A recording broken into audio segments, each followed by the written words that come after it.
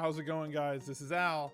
We're coming up on Monday Night Football for Week 5 between Washington Redskins and the New Orleans Saints. And I'm going to talk you through some wants, some guys that we need, some guys that we're looking at for value, some cash game builds, and then maybe a way or two to go about attacking tournaments on this Monday Night Football single game showdown slate. So thank you guys for being here. I appreciate all the support that you guys have shown through the first month of the season, and I'm hoping that you stay with me for the rest of the season. So if you would, let's drop a like on this video. If you haven't already, please subscribe to the channel and click that notifications bell so you can get notified throughout the week, every week, when I publish new videos to YouTube to help you guys beat the DraftKings games in all the different formats and all the different NFL slates. And we'll be getting to some NBA stuff when NBA season gets here as well, so be sure to stay tuned. So why don't we just get right to this Monday Night Football slate.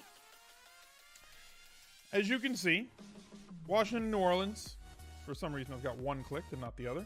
We'll start right at the top, and we'll just go player by player, just like we did last week. Everybody seemed to like that approach. Alvin KAMARA has been an absolute stud through the first 4 weeks, as was predicted. When we found out that Mark Ingram was going to be suspended, I remember tweeting out Alvin KAMARA weeks 1 through 4 and a lock button. That has basically played out except for week 2 against Cleveland, where he was a little bit disappointing, but obviously didn't kill you at 17.9 points. I don't see his role tapering from what it is right now. Even at the end of last season, when both KAMARA and Ingram were both available and both healthy, we saw KAMARA's role increasing a little bit every week, and we saw Ingram's role decreasing a little bit every week. Yes, there is going to be somebody else that's going to be playing some of the snaps. No, Alvin KAMARA is not going to play 100% of the snaps, but that's just not who he's ever really been anyway, right? Looking at his snaps through the first few weeks, right? So last week, 59 of 70. The week before, 69 of 79, 51 of 66, 52 of 64 snaps. Maybe that decreases a little bit, and instead of playing 85 to 90% of the snaps, maybe he plays 70 to 75% of the snaps. So it will be a decrease, but he's still going to be the primary guy in the passing game. They're still going to split him out wide. They're still going to get him involved out of the backfield. And while Ingram should take some of the goal line carries, he won't take all of them, just like we saw at the end of last season. KAMARA might be a bit restrictive to putting your captain spot this week, but I definitely think he's somebody that's going to be 80, 90, 95+% owned, even in GPP. So somebody that's definitely going to be in your cash game lineup this week. Michael Thomas, can't guard Mike. Haven't been able to either. Last week was the first week that he had under double-digit targets with only 4. That was his bust game. Now he draws Washington, who, look, there are certain cornerbacks that can shut down somebody, right? Ramsey comes to mind, Slay, Rhodes, guys like that can sometimes shut down a wide receiver. There is nobody really that can shut down every wide receiver, and many of them create more matchup problems for the cornerbacks, even the greatest cornerbacks. And I think we weight those matchups a little bit too much when they're the greatest wide receivers that are out there.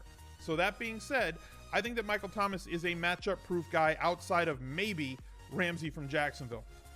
So I want to have Michael Thomas in this lineup too. I don't know how we're going to fit all these guys, and this is the problem that we're going to run into.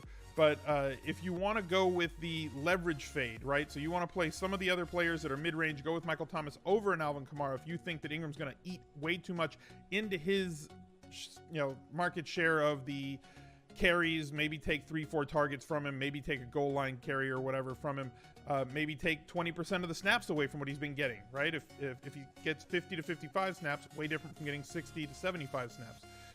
If that's what you think is going to happen and you want to leverage that by saying, I'm going to fade Alvin KAMARA in some lineups, but play Michael Thomas instead, definitely a good route to go. Drew BREES, as steady as they come, but he's had his ups and downs this year. He is mostly somebody that I would play at home. He's definitely capable of putting up points on the road, as we've seen in the past, but his numbers in the Superdome are much greater on his career over the past 6, 7, 8 years than they are on the road. His road numbers are very palatable. His road numbers are something that most quarterbacks would kill to have, but his home numbers, much better. This looks like another situation where he should be able to take advantage of this Washington secondary. He's going to break a record on Monday night, so this is a narrative street example that maybe we can chase him on a record-breaking night. And it should be a bounce-back spot from what we saw against the New York Giants. My one concern with Drew BREES is that Taysom Hill has worked his way into the game plan a ton. The New Orleans coaches are in love with this kid.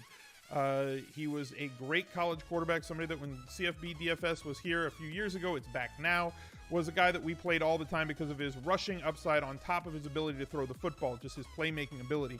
Taysom Hill is still doing that, and they're using him in gadget plays, taking Drew Brees off the field, and most notably in the red zone. So Drew Brees definitely carries with him a little bit more risk than in other years, but he can still get there if he completes touchdown passes to his two capable backs, Ingram and KAMARA, as well as Michael Thomas. Now, on the other side of the ball, Alex Smith, a steady but not sexy pick, somebody that I think is going to be rolled out there because of his price and his high floor against this New Orleans team, considering that we're going to like a lot of the Washington pass catchers based on the problems that New Orleans has had at defending the pass. If they're going to have big days, that means Alex Smith should be able to pay off this salary at $9,800.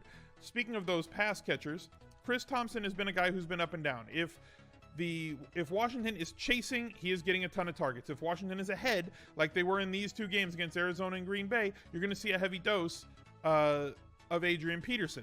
It's up to you to think what the game flow and game script is going to be for that game. If you think Washington's going to be playing from behind, I think you need to be overweight versus the field on Chris Thompson. That doesn't just go for this week. That goes for every week moving forward. And if you think Washington's going to be playing from ahead, you need to fade Chris Thompson and play Adrian Peterson.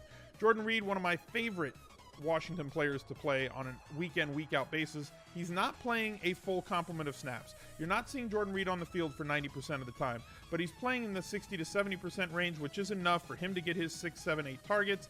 One of the most apt, capable, wide receiving tight ends that are out there, those hybrid tight ends, like Ertz, like Kelsey. He's just not going to be utilized the way he was a couple of years ago, getting double-digit targets and 100 yards in every game, though this is a game that we could see it because of New Orleans' woes at stopping the pass, and if he lines up in the slot, their slot corners are just awful. Ken Crawley has been terrible and just abused.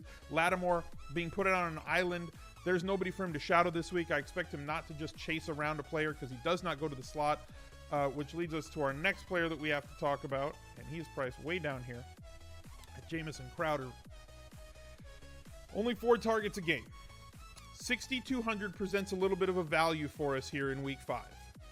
Like I said, he is going to be facing a backup slot cornerback and one that has not performed very well by PFF standards. He will not be seeing any of Lattimore because he will not go into the slot. So the 80% of snaps that Jamison Crowder does play in the slot will be covered by somebody that is less than he is in terms of talent.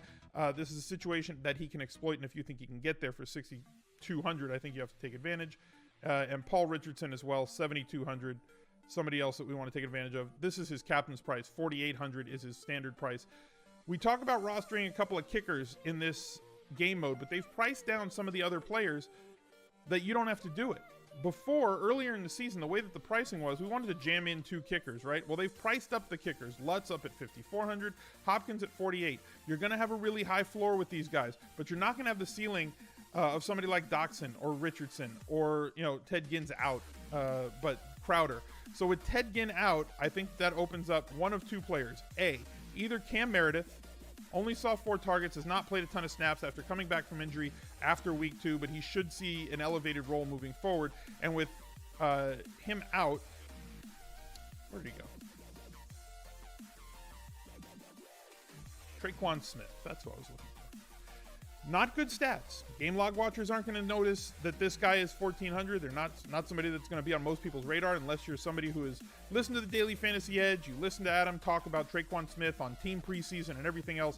TRE'QUAN Smith at 1,400 is a very viable cash and tournament option for me on this slate based on the fact that he opens up a ton, should play more snaps this week with Ted Ginn out, and can really make things happen with the ball in his hand. So let's kind of take a look at it.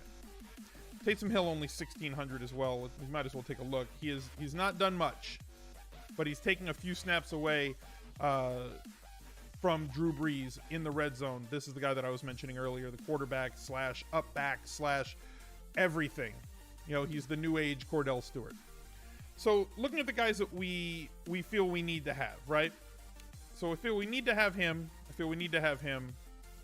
We can pick one of these 2. If you want to take the other side, we can have Alex Smith. Who do we plug in at captain out of these 3? KAMARA might be a little bit too price restrictive. which leaves us these guys at an average price of $3,400. As I said before, TRE'QUAN Smith at $1,400 gets us up to $44. You can go with Cam Meredith if you want to go with a full New Orleans stack, minus Drew Brees, which I don't think I would recommend doing personally. And then Paul Richardson with the ability to go up against the weak outside cornerbacks for New Orleans. If he gets matched up on Crawley, he has a touchdown and a long touchdown waiting to happen. Leaving $1,000 on the table on showdown slates, as we've talked about. I'm more apt to leave money on the table in these showdown slates just because they're so difficult to fill out. Drew Brees, for me, seems to be a good captain. High floor, super high ceiling, playing in the dome, still allows us to get 1 and 2, still allows us to go after our $1,400 TRE'QUAN Smith. If you think that Meredith is going to play a lot more than Smith and really fill that Ted Ginn role, fine. I think that it's going to be TRE'QUAN Smith. They're both cheap, $3K and $1,400. Definitely not going to stop you from doing pretty much anything, and you can get them both in this lineup. There's basically a ton of different ways you can go, and I know that some people have been going for the let's go with the cheap guy, right? So riding somebody like TRE'QUAN Smith at captain, and then seeing where that takes you, and just, as you know, as I've been known to say, just play all the dudes, right? So bang, bang, bang. Where did he go? Can we get Jordan Reed and one other 5,100? Boom. There's a lot of different routes that you can go on this slate. People have asked me as well, what do I play on these slates? I go very heavy on Sundays. I play a lot of money on the Sunday slate. I play tournaments. I play cash games. I really get after it. On these showdown slates, I play for fun. I just play a few lineups. I try to bank a tournament here or there, maybe win a little qualifier, win a satellite into a bigger tournament, play some low-stakes cash games. I do it to enhance the fun of the game, and I play it like a casual would. So I suggest that other people do the same. If you've shown a significant edge in these showdown slates over the first 4 or 5 weeks of the season and throughout preseason as well, and you want to go harder after it, that's up to you. Personally, for me, as somebody who's played this game at a very high level and semi-professionally / professionally, whatever, for the last 5-6 years, I'm going to tell you that I'm playing it very, very casually. Play it for fun. Enjoy the game. You know, hang out with your family or your friends, watch the game, have a beer, and play some DraftKings. Until next time, guys, please click that like button. Subscribe's right there. Here's another video for you to check out, and I'll catch up to you later. Bye.